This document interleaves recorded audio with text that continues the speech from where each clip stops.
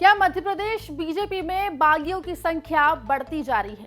क्या जैसे जैसे विधानसभा चुनाव नजदीक आते जा रहे हैं, बीजेपी के अपने पुराने नेता बीजेपी का साथ छोड़ रहे हैं? बीजेपी में आखिर और कितने बागी होंगे? क्या बीजेपी अपने पुराने वरिष्ठ नेताओं को मनाने में असफल है, और अगर असफल है तो क्यों है? इन तमाम पहलुओं के, इन तमाम सवालों के जवाब ढूंढने की कोशिश करेंगे इस वीडियो में। नमस्कार, आप देख रहे हैं एमपी तक स्पेशल और मैं हूं आपके साथ आकांक्षा ठाकुर। दरअसल मध्य प्रदेश में लगभग 5 महीनों में विधानसभा चुनाव होने हैं। विधानसभा चुनाव से पहले बीजेपी की लगातार मुश्किलें बढ़ती हुई दिखाई दे रही हैं। बीजेपी के कई सारे नेता, खासतौर पे जो पुराने नेता हैं, वो बीजेपी का दामन छोड़कर कांग्रेस का हाथ थामते हुए दिखाई दे रहे हैं। यही नहीं, बीजेपी के कुछ नेता नाराजगी भी जता चुके हैं। भले ही उन्होंने पार्टी का साथ ना छोड़ा हो, लेकिन अपनी नाराजगी वो समय समय पर जो बीजेपी के तमाम आला अधिकारी हैं, नेता हैं, उन तक पहुंचाते हुए दिखाई दे रहे हैं। हाल ही के मामले की बात कर लेते हैं। ग्वालियर चंबल क्षेत्र से आने वाले बीजेपी के नेता नारायण सिंह कुशवाहा ने अपनी नाराजगी पार्टी के सामने रख दी है।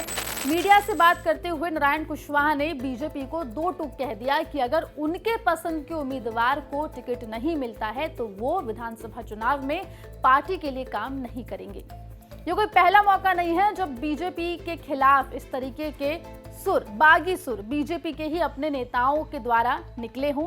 हम लगातार एमपी तक पे आपको तमाम उन नेताओं के बारे में और तमाम उन बयानात के बारे में बताते रहे हैं जो बीजेपी के खिलाफ निकले हैं, जो नाराजगी बीजेपी के पुराने नेता बीजेपी को लेकर बयां कर चुके हैं। हाल ही में दीपक जोशी, जो कि बीजेपी के काफी पुराने नेता हैं, कद्दावर नेता माने जाते हैं, वो जोर शोर के साथ पदयात्रा करते हुए कांग्रेस में शामिल हुए।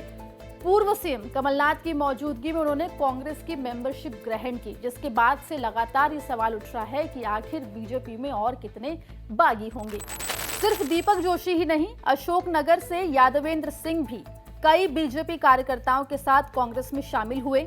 इसके अलावा अगर हम बालाघाट की बात करें तो वहां से अनुभा मुंजारे और शांतनु मुंजारे ने भी बीजेपी का साथ छोड़ दिया और वो कांग्रेस में शामिल हो गए।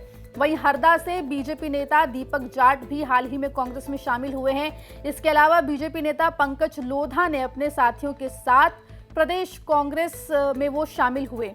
वहीं आपको बता दें कि लोधा जो है पहले कांग्रेस में थे और वो कांग्रेस छोड़कर बीजेपी में चले गए थे, लेकिन एक बार फिर विधानसभा चुनाव से पहले वो बीजेपी छोड़कर वापस कांग्रेस में आ गए हैं।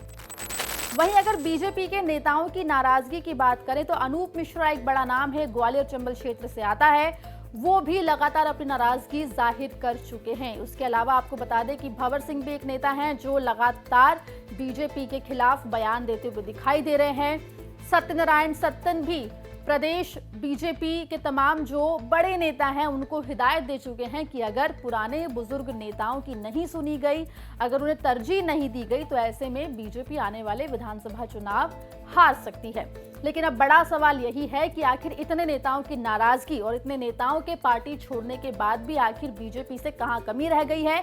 आखिर बीजेपी अपने बागी नेताओं को संभालने में कामयाब होती क्यों दिखाई नहीं दे रही है? और सवाल ये भी कि विधानसभा चुनाव आने तक बीजेपी के और कितने बागी सामने आएंगे? इस रिपोर्ट के बारे में आपका क्या कुछ कहना है? कमेंट बॉक्स में जरूर बताएं और मध्य प्रदेश से जुड़ी तमाम खबरों के लिए बने रहिए एमपी तक के साथ।